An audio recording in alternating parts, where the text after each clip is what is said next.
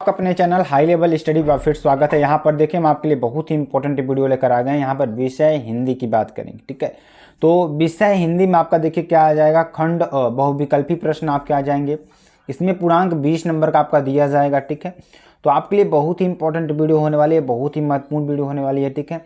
तो आप सभी को अच्छी तरीके से पढ़ते रहना, अच्छी तरीके से समझते रहना। इसमें देखिए क्या दिया गया है, पहला प्रश्न क्या है, हिंदी गद्य के विकास का संक्षिप्त परिचय, ठीक है। किसका देना है, हिंदी गद्य के विकास का संक्षिप्त परिचय, ठीक है। तो यहाँ पर 2023 और 24 का जो पूर्ण सिलेबस है ना, उसकी हम बात कर रहे हैं, ठीक है ना मेरे प्यारे बच्चों।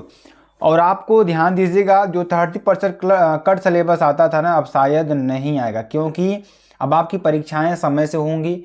तो जब सारा चीज़ समय से हो जाएगा, 30% कट सिलेबस की बात ही नहीं रहेगी, ठीक है। तो आप बस तैयारी करिए, क्योंकि अब अगले साल आपका पेपर बहुत ज़्यादा कठिन आने वाला है। तो आप सभी लोग तैयारी में जुट जाइए अच्छी तरीके से, ठीक है। चलिए यहाँ पर देखिए पहले टॉपिक की हम बात करेंगे। तो गद्य के विकास का संक्षिप्त परिचय जो है वो शुक्ल युग तथा शुक्लोत्तर युग, ठीक है, ये आपके लिए हो जाएगा। और हिंदी पद्य के विकास का संक्षिप्त परिचय है वो रीतिकाल एवं आधुनिक काल काव्य सौंदर्य के तत्व हैं, जिसमें 5 नंबर आपको मिलेगा। तीसरा नंबर में अगर हम देखें तो आपका आ जाएगा काव्य सौंदर्य के तत्व। तो पहला क्या आएगा, रस। रस में देखिए ध्यान दीजिए, आस एवं करुण रस आएंगे, जिसमें कि आपको 1 + 1 × 1 यानी कि 1 नंबर मिलेगा। अलंकार आपके आ जाएंगे, अलंकार में अर्थालंकार, उपमा जिसे आप क्या कहते हैं, रूपक, उत्प्रेक्षा, लक्षण, उदाहरण भी पूछ सकता है, इसमें आपको 1 नंबर मिलेगा। और छंद में बात करेंगे, सोठा एवं रोला, लक्षणा एवं उदाहरण की बात करेंगे, ठीक है। आगे चलिए, हिंदी व्याकरण की बात करेंगे तो शब्द रचना के तत्व। तो शब्द रचना के तत्व यानी 4 × 4 यानी 4 नंबर आपको इसमें मिलेंगे। पहला क्या है, क में उपसर्ग, ख में प्रत्यय, ग में समास, घ में तद्भव। तो ये आपके लिए हो जाएगा, जो कि बहुत ही इंपॉर्टेंट है, ठीक है। आगे देखेंगे, संस्कृत व्याकरण की बात करेंगे तो संस्कृत व्याकरण में भी आपके लिए पूछा जाएगा। तो संस्कृत व्याकरण में जैसे आपका आएगा, संधि में क्या हो जाएगा, यण संधि, इसकी परिभाषा उदाहरण पूछ सकता है, पहचान पूछ सकता है, ठीक है।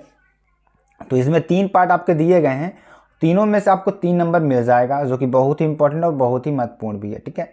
चलिए अब खंड व की बात करेंगे, वर्णनात्मक आपके लिए प्रश्न होंगे, ठीक है। पूर्णांक 50 नंबर का आपका पूरा इसमें मिलेगा, ठीक।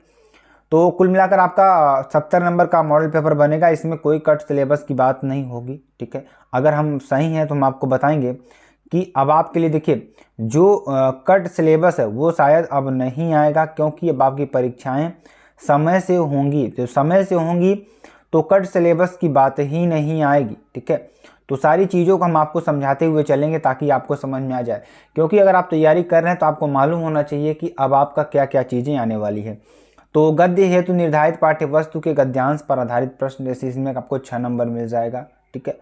पद्य हेतु निर्धारित पाठ्यवस्तु से पद्यांश पर आधारित प्रश्न, 6 नंबर इसमें आपको मिल जाएगा। संस्कृत गद्यांश का संदर्भ सहित हिंदी में अनुवाद, आपको 5 नंबर इसमें मिल जाएगा। संस्कृत पद्यांश का संदर्भ सहित हिंदी में अनुवाद, इसमें आपको 5 नंबर मिलेगा, ठीक है। तो यहाँ से आपको मिल जाएंगे 6, 6, 5, 5, ठीक है, आपके लिए जोड़ लेना है। उसके बाद निर्धारित खंड काव्य के कथानक, चरित्र, चित्रण एवं तथ्य आधारित प्रश्न आपके आ जाएंगे। उसके बाद निर्धारित गद्य खंड के पाठ्यवस्तु से संबंधित लेखकों का जीवन परिचय एवं उनकी प्रमुख रचना का नाम आपसे पूछ सकता है, ठीक है।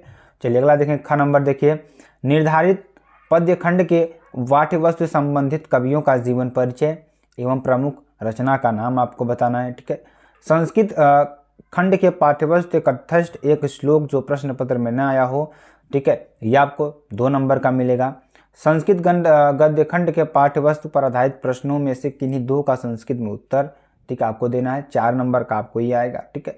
तो इसको भी अच्छी तरीके से लेना है, क्योंकि हर साल पूछे जाते हैं, तो आपके लिए बहुत ही इंपॉर्टेंट है। और जो आपके लिए आंतरिक मूल्यांकन का आता है ना, जैसे 30% जो होता है ना, 30 नंबर आपके स्कूल से मिलते हैं, जिसमें आपका अभी उसके भी बारे में चर्चा करेंगे, ठीक है, क्योंकि अब आपका पुराना पैटर्न ही चलने वाला है।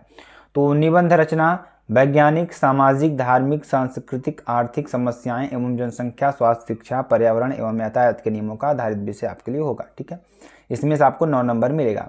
आंतरिक मूल्यांकन की बात करेंगे तो शैक्षिक सत्र 2022 और 23 के हेतु आंतरिक मूल्यांकन आपका 30 अंक का होता है, जो कि आप सभी को अभी भी मिलता है, लेकिन सिलेबस जो था कट कर दिया गया था, लेकिन इस साल आपका कट नहीं होगा। जैसे इसमें दिया है, प्राथमिक आंतरिक मूल्यांकन परीक्षा मौखिक अभिव्यक्ति आधारित परीक्षा अगस्त माह में आपकी होगी, जिसमें आपको 10 अंक मिलेंगे। द्वितीय आंतरिक मूल्यांकन परीक्षा रचनात्मक लेखक आधारित परीक्षा दिसंबर माह में आपको, जिसमें आपको 10 अंक मिलेंगे। और तीसरी आपके 4 मासिक परीक्षाएं होंगी। प्रथम मासिक परीक्षा वर्णनात्मक परीक्षा के आधार पर जुलाई माह में आपकी होगी। द्वितीय मासिक परीक्षा बहुविकल्पी प्रश्नों के MCQ के आधार पर अगस्त माह में होगी। और तृतीय मासिक परीक्षा वर्णनात्मक परीक्षा के आधार पर नवंबर माह में आपकी होगी। ठीक है, ये आपके लिए इंपॉर्टेंट है। आगे चलिए, चतुर्थ मासिक परीक्षा बहुविकल्पी प्रश्न आपके लिए होंगे। ठीक है, बहुविकल्पी प्रश्नों MCQ के आधार पर दिसंबर माह में आपका होगा। 4 मासिक परीक्षाओं के प्राप्तांकों के योग को 10 अंकों में परिवर्तित किया जाए। ठीक है, आपके लिए हो जाएगा। निर्धारित पाठ्य वस्तु की बात करेंगे तो गद्य है तो क्या हो जाएगा, देखिए अगर हम बात करें तो मित्रता, ममता, भारतीय संस्कृति और अजंता, ये आपके लिए पाठ्य वस्तु निर्धारित किया गया, जिसमें कि रामचंद्र शुक्ल, जयशंकर प्रसाद, राजेंद्र प्रसाद और भगवत चंद्र उपाध्याय। काव्य की बात करें, काव्य देखिए थोड़ा लंबा आपको पड़ेगा। इसमें सूरदास, तुलसीदास, रसखान, बिहारी, रामनरेश त्रिपाठी, महादेवी वर्मा, सुमित्रा नंदन पन्त, माखनलाल चतुर्वेदी, सुभद्रा कुमारी चौहान, अशोक वाजपेयी, श्याम नारायण पांडे, तो इनके जो सारे कविताएं हैं या जो आपके पद हैं, सारी चीज़ों को पूछा जाएगा। तो आप देख सकते हैं बारी बारी से कौन किसकी है, तो ये आपको पढ़ लेना। और इसमें एक्यूरेट सिलेबस होता है, तो एक्यूरेट सिलेबस के आधार पर जब पढ़ेंगे ना तो आपको अच्छी तरीके से समझ में भी आता है। चलिए आप देखेंगे संस्कृत हेतु, ध्यान दीजिएगा। तो संस्कृत में क्या क्या आएगा, वाराणसी, देशभक्त चंद्रशेखर, भारतीय संस्कृत, वीरः वीरेण पूज्यते, आरुणि, श्वेत केतु, संवाद, जीवन सूत्राणि, प्रबुद्धो ग्रामीण, ये आपके लिए हो जाएगा, जो कि बहुत ही इंपॉर्टेंट है। ठीक, चलिए निर्धारित पाठ्य वस्तु की बात करेंगे तो ध्यान दीजिएगा। क्रमांक का नाम, तो प्रकाशक का नाम यहाँ पे आपको लिखना है अनुवादित जिले, तो आपके जिले के अनुसार आपके पूछता है निर्धारित पाठ्य पुस्तक, तो आपके लिए याद हो जाएगा, बहुत इंपॉर्टेंट है, बहुत ही महत्वपूर्ण भी है। अगला देखेंगे तो ये सारी चीज़ें हैं आपके लिए इंपॉर्टेंट है। तो जो 30% कट किया गया सिलेबस है ना, अब ये सिलेबस आपका ऐड हो जाएगा। ठीक है, ये आपका ऐड हो जाएगा। ऐड का मतलब क्या है, अब आपकी जो वार्षिक परीक्षाएं होंगी उसमें ऐड हो जाएगा, क्योंकि अब आपका कोई एग्ज़ाम लेट वाली बात ही नहीं है, तो ऐसी कोई बात नहीं आएगी कि आपको कट किया जाने की संभावना है। तो आपको देखिए जैसे ही न्यूज़ आएगी तो हम आपको देते रहेंगे। पहले आपको जो निर्धारित है उसको हम आपको कंप्लीट कराएंगे, तब तक में अगर न्यूज़ आती है तो आप इसको भी कंप्लीट करा दिया जाएगा। ठीक है, तो ये सारी चीज़ों को आप ऐड कर लीजिए। और आपके लिए बहुत इंपॉर्टेंट वीडियो है, क्योंकि आपके लिए सिलेबस जानना हिंदी का बहुत ही इंपॉर्टेंट है।